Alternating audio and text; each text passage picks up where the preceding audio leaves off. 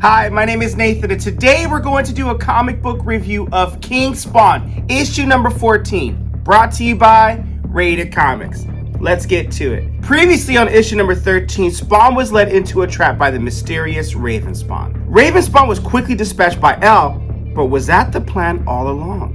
So we begin this issue with Clown. Didn't we recall in Gunslinger Spawn that Clown and Violator merged into one, but they could split to two? But he merged into this form to make himself less imposing, less of a threat, more endearing in a weird kind of hell kind of way, you know? So if Spawn is being used in this epic game of war, who, if anyone, is the puppet master? And Clown is like, no, I'll never bend a knee to Spawn or anyone else. You want to be a servant? Go ahead, not me. What about you, Ordeal? Did you do what I suggested? Ordeal is the red brother with the horns, sent by Nightmare, that's his master. I did. My master gave his blessing. For what, says Comax the kid? Oh dear boy, you still have so much to learn. And what Ordeal is, he's a vessel sworn to deliver misery from his lord called Nightmare. My body contains secrets and powers others only utter in their dreams. Jealousy, blasphemy, sin. I can grow any of these shameful deeds. I manifest them, make them all seem so real. I enter the traits you wish you didn't have and wake them up. Then I watch as they let their hearts turn black soulless. So in other words, he creates nightmares for his victims. And the kid is like, are you watching someone now? And he's like, I am. But like everyone else, he doesn't know it. He's so focused on his own fears, he's oblivious to what's really coming this way. So certain that Spawn is haunting him, he's not sleeping and he's barely eating. That's where I meet him, in his liminal state between sleep and wake, where I feed him his fears and paranoia.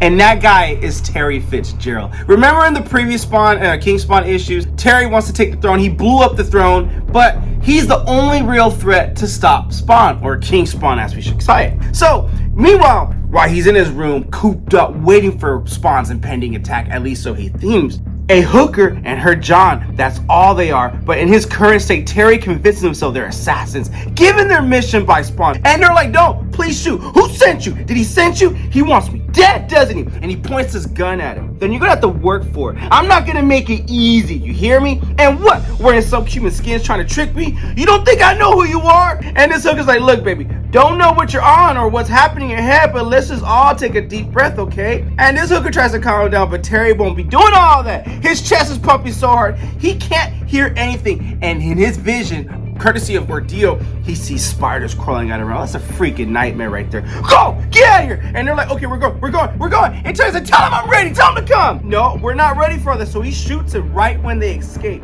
And the kid's like, what's wrong with him? And Ordeal's like, he sees monsters everywhere. But he's also the one person Spawn said could stop him.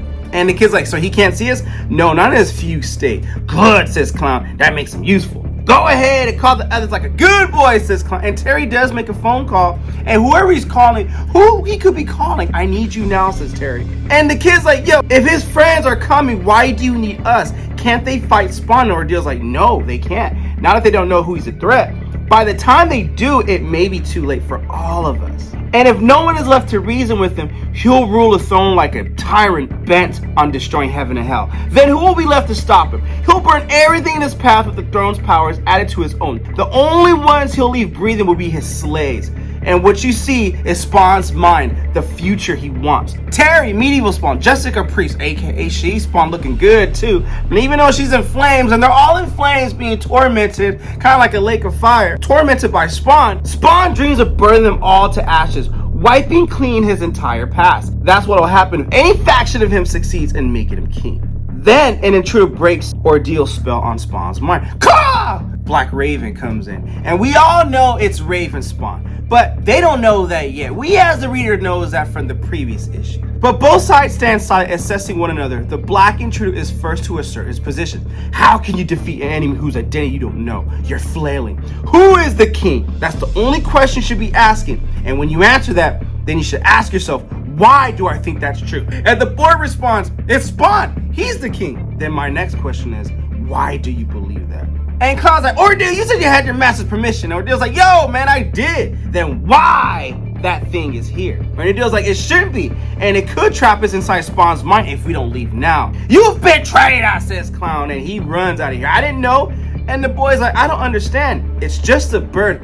No, my boy. I am not just a bird. I'm a raven. And we get all these montages of what happened in the previous issue with Raven's encounter with King Spawn. And he definitely mindfucks Spawn, and it's definitely in a good way. But is it really a mindfuck, or does Raven really have, is there really a true king behind, or what did Raven call him? King Spawn instead of King Spawn. I'm Raven, and like you, I'm fighting to contain chaos that exploded everywhere. This is a crusade, my boy. Are you ready for that, says Raven. And I love how death is carved into his tongue. You've been chosen, not because you're like the others, you're better than them. Gaia, Clown, Spawn, everyone. You are like the Kingslayer with a great mission ahead of you, but only if you can figure out who's really the king. But first, you must survive. Master, the boy doesn't yet. You shouldn't be here, says Spawn. He knows they're in his mind. You've sealed your fate. And he unleashes a court of priests from his previous conquest to unleash and conquer them and grab him and detain him. We need a shadow, a passageway, says Ordeal. Well, the boy's like, make one. I travel in them. I can't build them, says Ordeal. But Raven can. It understands the separation between dreams and nightmares. And it revels in knowing that if it helps these three fools, that will anger Spawn even further. So it offers a refuge, a way to escape the dark depths of Spawn's mind. By an act that visually, most everyone will label an impossible and is as insane. And they go into this portal inside of his mouth. And I love how Raven Spawn transforms into this large raven and swallows them into the shadows back to another harsh reality. And he tells him, it's not my nature to save others, and I won't make it a habit. But you, all of you know the same thing I do. Spawn must be stopped. He doesn't wield the throne's powers, but he's deluded himself into thinking he can save his wife's soul, and the way he believes that it can be done is to become Hell's ruler. If that happens, he'll push all of us to bend the knees to his servitude. I'll not do that. I'll not lower my head to him, and neither should any of you.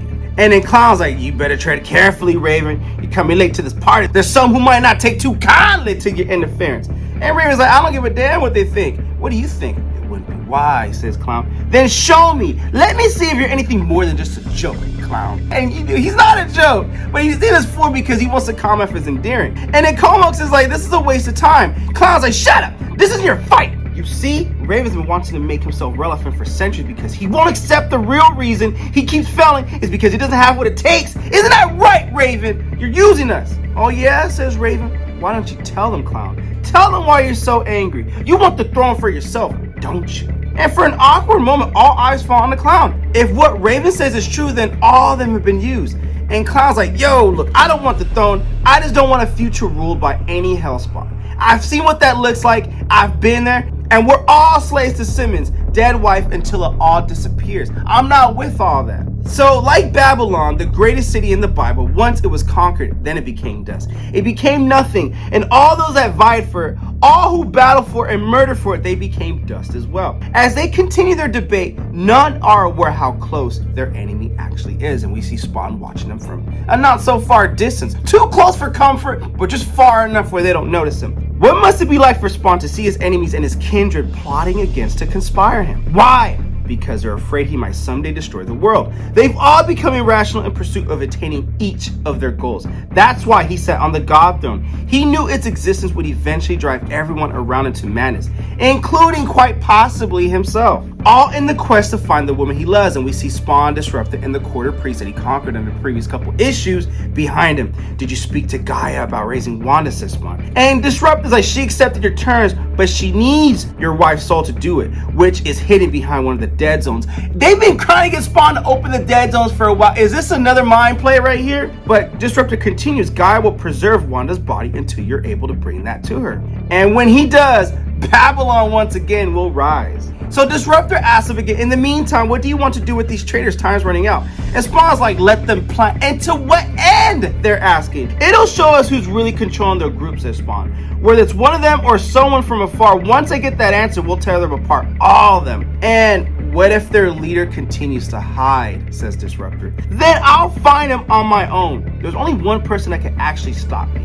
And that person is Terry, and Spawn is hoping it's not him who's their leader because they're friends, not really, but he doesn't want to go that route. And we see Terry's like, I don't care what you have to do, just get him here. I'm tired of hearing excuses. I need help. No, I won't calm down. You said to call when I was sure. Well, I'm sure we need to take down Al Simmons now. And that's where we end King Spawn issue number 14. Yo, man, this series, this issue, this comic is starting to become more intense, more gangster as we go deeper into it. Personally, I think King Spawn is one of my favorite issues along with Gunslinger Spawn. But if you ask me to pick and choose between Gunslinger Spawn and King Spawn, man, bro, don't give me that decision. I don't want those decisions. That's too tough. No pressure, it is pressure. But this issue was great, fantastic. I had a hell of a time reading it, and I know you will too. Link in description if you wish to add this comic book to your comic book collection. Support the art, support the industry. With all that being said, King Spawn, issue number 14. What you guys think of the comic book? Comment below, let me know.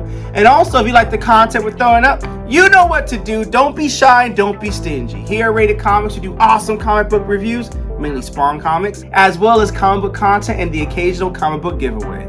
And also, this video is sponsored by coffee, so if you'd like to buy your boy a cup of coffee, hey, link in description. I'll never be opposed to that, and I'll give you a shout out if you wish. But at the same time, the greatest compliment you can do is like the video and subscribe to this channel as well.